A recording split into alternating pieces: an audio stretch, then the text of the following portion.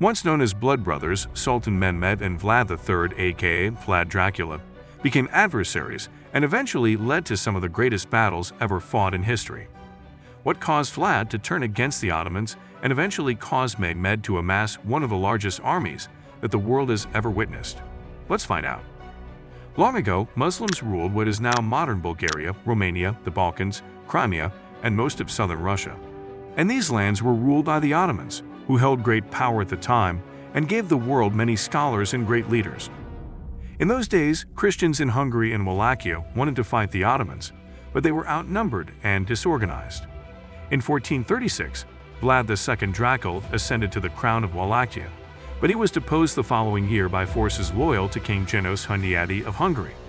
Vlad II asked the Ottoman Muslims for assistance, and the Ottomans demanded payment in the form of jizya, which was the tax those days that non-Muslims paid to a Muslim ruler in exchange for that ruler's protection from other nations.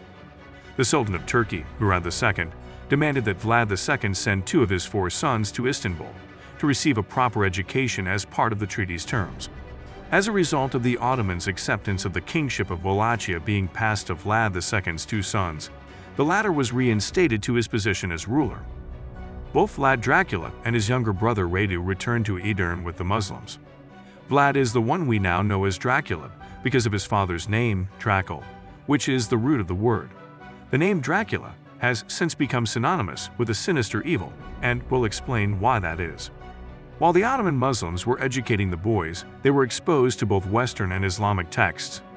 Radu converted to Islam and became good friends with Sultan Murad II's future son Mehmed. Even though Vlad studied the Quran and spoke Arabic, Persian, Turkish, and of course Wallachian, he was a rebellious ruler who is said to have developed a well-known hatred for Muslims. During an invasion of Wallachia in 1447, the Hungarian king killed Vlad Dracula's father and brothers. Because Vlad's father had paid the jizya, the Muslims protected them against the Hungarians, and Vlad Dracula was installed as ruler. Meanwhile, Radu rose to prominence as a mujahid in the Ottoman court at the tender age of 22 and eventually took command of the elite Janissaries. He was dispatched to suppress uprisings across the empire, including in Anatolia, by his close friend Muhammad, who at 19 had become sultan. But perhaps most significantly, he fought alongside Sultan Muhammad in the Ottoman siege, ultimately leading to Constantinople's downfall in 1453. Crusade. Following the fall of Constantinople to the Ottoman Muslims in 1453, Pope Pius II called for a crusade against them at the 1459 Congress of Mantua. Matthias Corvinus, the son of King János II of Hungary, was slated to play a pivotal role in this crusade.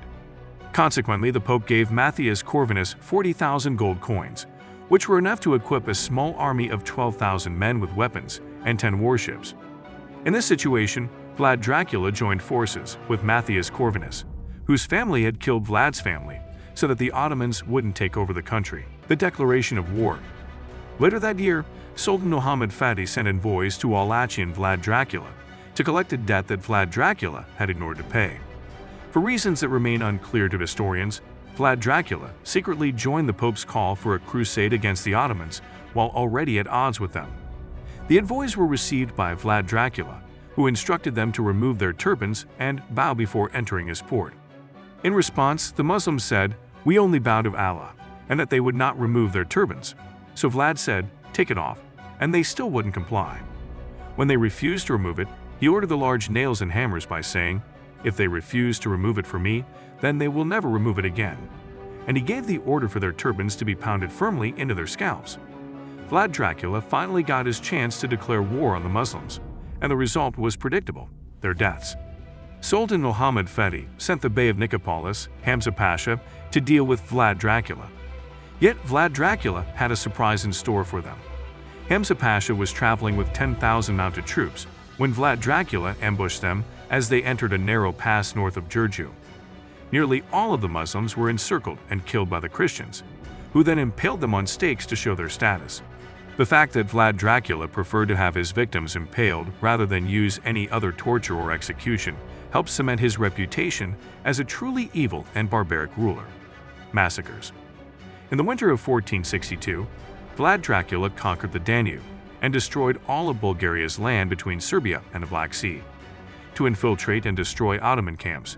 He disguised himself as a Turk and used the Turkish he had learned while in Muslim care. He wrote the following in a letter to Corvinus of Hungary. "I have slaughtered both old and young villagers. We killed at least 23,884 Turks, not including those whose homes we torched or whose heads were severed by our soldiers. Therefore, you must be aware, Your Highness, that I have severed all ties of peace with Sultan Muhammad Fadi." It was a cause for celebration in what was then known as Western Christendom, when Vlad Dracula attacked its Saxon cities in Transylvania, the Italian states, and the Pope. A Venetian envoy at the court of Corvinus was overjoyed to hear the news and declared that all of Christianity should rejoice in Vlad the Impaler's victory. The Carthaginians also expressed their gratitude. As a result, Sultan Muhammad Fadi's army, consisting of roughly 60,000 regulars and 30,000 irregulars, marched towards Wallachia in the spring of 1462. The Sultan was the commander-in-chief of this force, which included Sultan's friend and valiant Mujahid, Radu. When the Ottomans finally crossed the Danube on June 4, 1462, Vlad Dracula became powerless to stop them. As they entered the Wallachian land, they discovered 20,000 Muslims impaled along the sides of one of the many long roads leading to the region's capital. It was one of the most extreme and brutal events ever in history. The end game. After some time, Radu, who stayed true to the Sultan and spent his whole life on the front lines of the battles to protect the borders of the Ottoman Empire, was told to go after his brother and make him pay for what he did. When Vlad Dracula ran out of money, he returned to Hungary to ask for help from Corvinus. But instead of assisting him, Corvinus imprisoned him because he was considered a liability, even by Christians. But in 1476, with the help of the Hungarians, Vlad Dracula was released from prison and returned to Wallachia to reclaim power. He quickly gathered an army and invaded Bosnia, killing thousands of Muslims and impaling them on stakes in a forest. From the depths of the night, Vlad Dracula emerged, intent on eradicating Islam from the Balkans and replacing it with Christianity. In a devastating blitz, Vlad and his entire army were annihilated. His severed head was sent to Constantinople in a jar of honey. There, Dracula's head was put on a stake in the middle of Constantinople so that everyone could see it. The gruesome display of Vlad's head was meant to demonstrate Sultan's power and victory, sending a clear message to anyone else who dared to challenge him. After he died in 1473 at the age of 40, Radu became ruler of Wallachia after defeating what was left of Vlad Dracula's army. We hope this video has given you a better understanding of the story between Vlad Dracula and Sultan Muhammad Fadi. Help us grow by subscribing to the channel for more amazing content, and give it a thumbs up if you enjoyed it. Thank you for watching, and see you next time.